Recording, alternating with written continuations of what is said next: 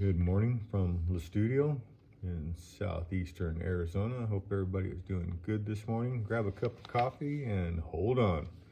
Okay, today we're going to be talking about employment and how to get that job. And this episode goes out to a special friend of mine. I think you know who you are. So glad you got that job, and I think you're starting that first day of work today. So knock 'em dead, kid. All right, so when we talk about employment, okay, first off, that those of you that live in a right to work state, well, you don't need to be involved in a union, so you can just go get a job, but you don't have much protection. And if they want to just decide to fire you for pretty much whatever reason, they can make up one and just say that they fired you and you don't have any recourse.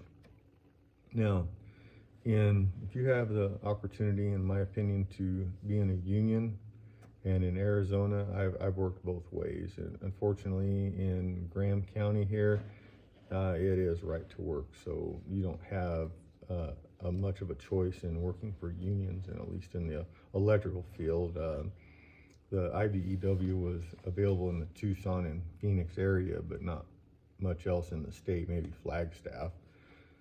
So back to business. When you see that job you want to get, do a resume. Okay, type it up. Okay, this is you. Okay, this is you selling yourself to the employer. Okay, so you're going to read the job description, and this is you selling yourself to the employer.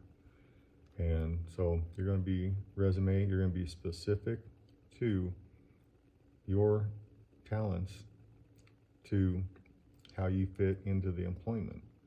Now, the second part is going to be the cover letter. Now, a lot of places may not, accept these, or require them for your jobs that are, say, I don't want to, put a lot of limits on these, or I'm not going to socially say that this one's at the top of the scale and this one's at the bottom of the scale as a social judgment of people.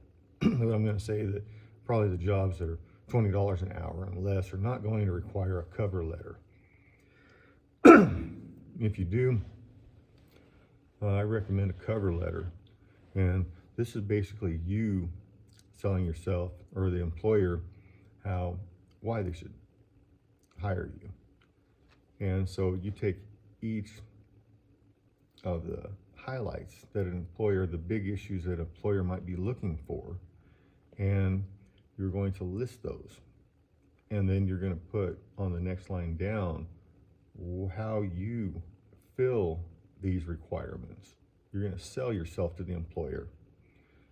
And then you'll skip a line, and then you go to the next little thing that the employer might be looking for, the big skill that they could be searching for.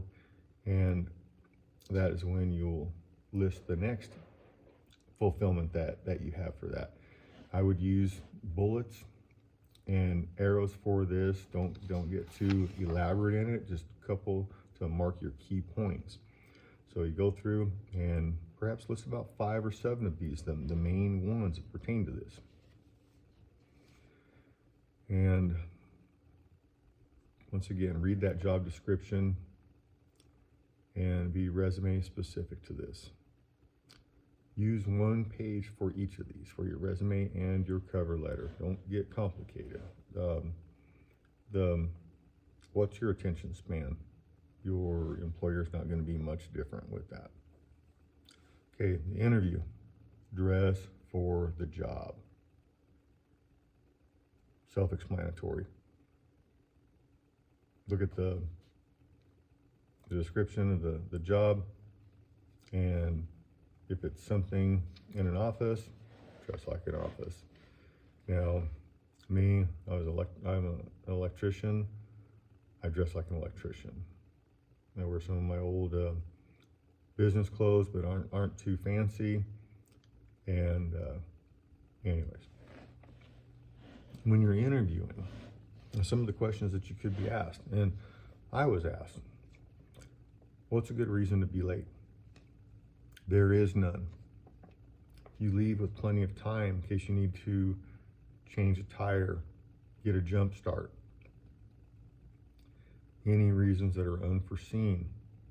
Now we know that this isn't true, but this is what you say.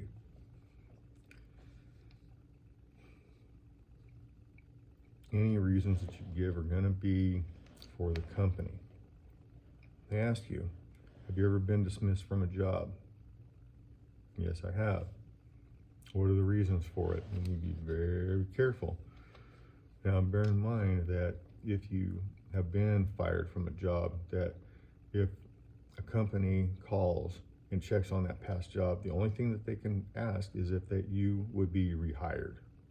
So, and we know that that's probably not what actually happens, but the legalities say that that is all that they can request.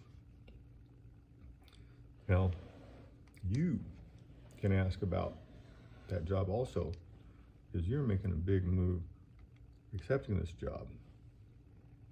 So you can ask, well, what are my hours going to be? What days can I be expected to work? When they ask you if you have any questions, of course. What benefits do they have? They have insurance. They have sick leave. What's funny about sick leave, though, is they give you sick leave and then they get upset when you have to use it. So, and then a reason to actually call in sick if you had to would be if you were contagious. And I think any place that would require a doctor's note is kind of chicken shit anyways. Let's see here. Going on 7 minutes, so I got to get off of here. You know what's funny is actually some of the more luxurious employers actually offer pet insurance.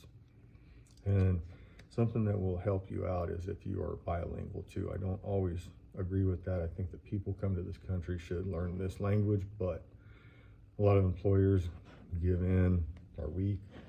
Let me take that back. But if you are bilingual, especially Spanish, or in some places if you speak Mandarin, that you might be more likely to get that position. So I want everybody to have a great day. God bless you, and remember, Jesus loves you. Okay? See you tomorrow unless something big happens.